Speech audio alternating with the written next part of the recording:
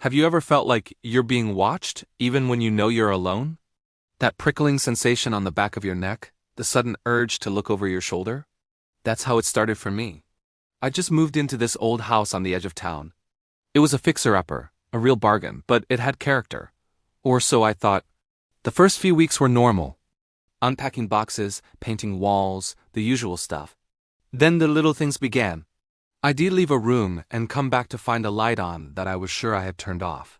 I'd set my keys on the kitchen counter, only to find them later on the mantelpiece in the living room. I brushed it off as stress, the chaos of moving. You know how it is. You misplace things, you get forgetful. But then came the noises. At first, it was just the house settling, the creaks and groans of old wood. But soon, the sounds became more distinct. Soft footsteps in the hallway, upstairs when I was downstairs watching TV, a faint whisper that sounded like my name, carried on the air when there was no breeze. One night, I was woken up by a scratching sound. It was coming from inside my bedroom closet. I sat up in bed, my heart pounding in my chest. I told myself it was a mouse, a branch scraping against the outside wall. I forced myself to lie back down, pulling the covers up to my chin. The scratching stopped. But a moment later, I heard the slow, deliberate creak of the closet door opening. I didn't dare to look. I just squeezed my eyes shut and prayed for morning. The next day, I found long, thin scratches etched into the inside of the closet door, like fingernails had dragged down the wood. That's when I started to get really scared. I tried to tell my friends, but they just laughed it off.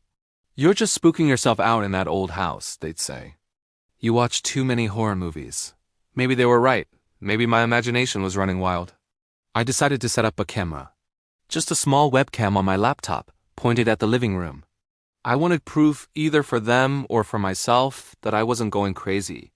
I went out for a few hours, grabbing dinner, trying to feel normal. When I got back, the house was silent and still. Nothing seemed out of place. I sat down at my desk and opened the video file.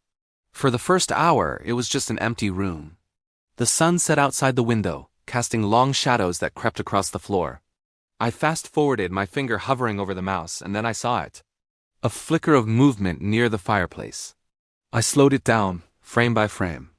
A shadow detached itself from the other shadows in the room. It wasn't cast by anything. It was a shadow with its own form, a tall, gaunt silhouette of a man. It glided across the room, silent and fluid, and stood right in front of the camera, obscuring the lens. And then, the video file ended abruptly. I've been staying at a friend's house since then. I haven't been back. I told the police, but they couldn't do anything. Trespassing by a shadow? It sounds insane, but I have the video. I know what I saw. Sometimes late at night, I still feel it. That cold prickle on my neck, the feeling of being watched. I think whatever was in that house didn't want to be discovered. And now that I've seen it, I'm afraid it might not want to let me go. So if you ever move into an old house and things start to feel a little strange, don't ignore it. Don't try to rationalize it. Just get out. Because some doors are better left unopened, and some secrets are better left in the dark. Thanks for listening. If you like this story, be sure to subscribe for more. Stay safe out there.